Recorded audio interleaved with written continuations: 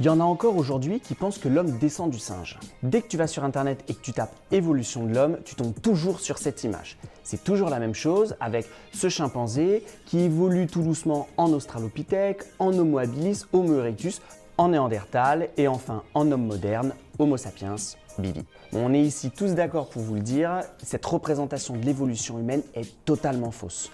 Les deux espèces, homme moderne et chimpanzé, partagent en fait un ancêtre commun, dont l'âge est estimé à environ 7 à 10 millions d'années. C'est à partir de cette population ancestrale qu'ont divergé les deux lignées bien distinctes. D'un côté, la lignée humaine et de l'autre côté, la lignée des chimpanzés. Et donc l'homme ne descend pas du singe, c'est plutôt un proche cousin. Et un cousin avec qui nous partageons près de 98,5% de notre ADN. Mais avant de se pencher sur l'histoire évolutive de notre espèce, on va s'intéresser un petit peu à ce qu'est un humain. Pour ça, je vais me rendre sur le site LifeMap, développé par l'Université de Lyon. L'accès est facile et gratuit. Je te mets tous les liens disponibles dans la description. Voici donc The Tree of Life, l'arbre du vivant. Cette représentation schématique permet de montrer les relations de parenté entre les espèces ou groupes d'espèces. Dans LifeMap, c'est près de 800 000 espèces qui ont été classées, en fonction de leur caractère commun ou alors de leur ressemblance génétique. Et bien voilà, Homo sapiens, il est là.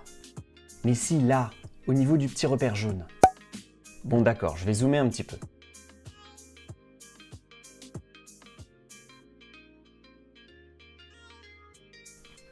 Et bien voilà, nous sommes ici. Homo sapiens est classé dans le groupe des homininés, avec ses proches cousins, les chimpanzés et les gorilles. Lui-même classé dans le groupe des hominidés, avec les orang-outans, parmi les hominoïdes, les cathariniens, les siminiformes, les aplorhiniens et bien sûr, dans le groupe des primates, ces animaux qui présentent un pouce opposable. Les primates sont eux-mêmes inclus dans tout un tas de groupes aux noms bien compliqués et celui que vous allez reconnaître, c'est bien sûr le groupe des mammifères, les animaux qui présentent des poils et ou des mamelles. Mais la classification ne s'arrête pas là, on poursuit avec le groupe des amniotes, des tétrapodes, des sarcoptérygiens, puisque nous présentons un squelette osseux, les euthélostomiens, les téléostomiens, les gnatostomes, les vertébrés que vous connaissez, mais encore les craniates, les chordés, les deutérostomiens, les bilatériens, le phylum des métazoaires, autrement appelés les animaux, les opisthocondtes, le tout inclus dans le supergroupe des eucaryotes.